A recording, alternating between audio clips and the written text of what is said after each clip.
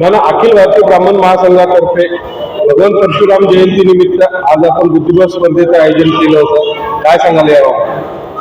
दरवर्षीप्रमाणे याही वर्षी आम्ही बुद्धिबळ स्पर्धा आयोजन केलेलं होतं आणि पहिला ग्रुप आता संपलेला आहे. दुसऱ्या ग्रुपचा आता 2 वाजेनंतर ते 5 वाजेपर्यंत दुसरा ग्रुप चालणार आहे. आता या लहान मुलांची स्पर्धा संपलेली आहे. आता मोठी मुलं येतील, त्यांच्या स्पर्धा सुरू होतील. त्यानंतर आम्ही जे आहे वेशभूषा स्पर्धा ठेवलेली आहे. आज रांगोळी स्पर्धा आम्ही ठेवलेली होती. वेशभूषा स्पर्धा आम्ही ठेवलेली आहे. आज रांगोळी स्पर्धा झाली. वेशभूषा स्पर्धा आमची 19 तारखेला आहे. त्याचबरोबर आम्ही धर्माचं शिक्षण असा आम्ही एक महोत्सव आम्ही जसं गुरुकुलमध्ये जी पद्धत आहे शिकवायची त्या पद्धतीने आम्ही 5 गुरुजी बोलवलेले आहे आणि तो कार्यक्रम आम्ही 27 एप्रिलला घेत आहोत. पावसाळा आहे अशा पद्धतीने आमचे कार्यक्रम सुरू आहे. आणि 7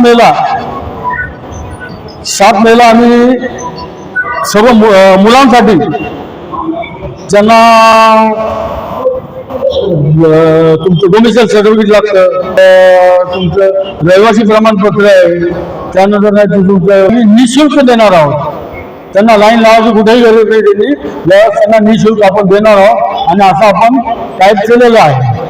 ज्यांना कागदपत्र काढायची आहे निःशुल्क तुम्ही देणार आहे, त्यासाठी कोणाशी संपर्क साधायचा? माझ्याशी संपर्क साधायचा. मी सर्व असं आम्ही आमच्या बयाच्यावर दिलेले पूर्ण ब्रोशरवर आमच्या परशुराम जन्मोत्सवाची आम्ही प्रेस नोट दिलेली आहे. त्याच्यावरच दिलेले आम्ही 2-3 नावं आमचे. त्यांनी आमचे संपर्क साधायचा आहे. आम्ही त्यांना निःशुल्क सर्व प्रमाणपत्र काढून देतात. आजच्या बुद्धिबळ स्पर्धेसाठी किती स्पर्धक सहभागी झाले होते? 250 ते 300च्या दरम्यान लहान आणि मोठे स्पर्धक सहभागी झालेले आहेत. या स्पर्धेनिमित्त समाजाला काय आव्हान करणार?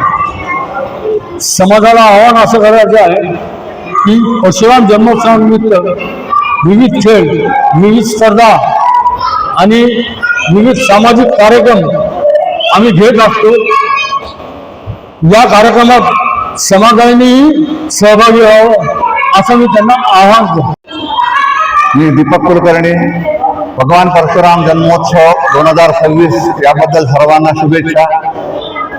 याआधी आमचे अध्यक्ष सुधीर नाईक नाना यांनी अखिल भारतीय ब्राह्मण महासंघातर्फे घेण्यात येणाऱ्या सर्व स्पर्धा असतील किंवा जे काही आम्ही उपक्रम दरवर्षी घेतो त्याची पूर्ण माहिती दिलेलीच आहे. यावर्षी आम्ही एक नवीन उपक्रम सुरू करत आहोत. ज्याच्यात शाळेत जे मुलं पासआउट होतात 10वी नंतर 12वी नंतर त्यांना सर्टिफिकेटची किंवा प्रमाणपत्राची गरज पडते. मग ते आम्ही विनाशुल्क देण्याची व्यवस्था करणार आहोत. त्याच्याकरता आमचे पदाधिकाऱ्यांची नावं आम्ही प्रसिद्ध करणार आहोत व त्या पदाधिकाऱ्यांना संपर्क केल्यास मुलांना लवकरात लवकर प्रमाणपत्र मिळतील व पालकांचाही त्रास थोडासा कमी होईल. या प्रसंगी बाकीच्या सर्वांना शुभेच्छा देऊन 2 शब्द संपतो.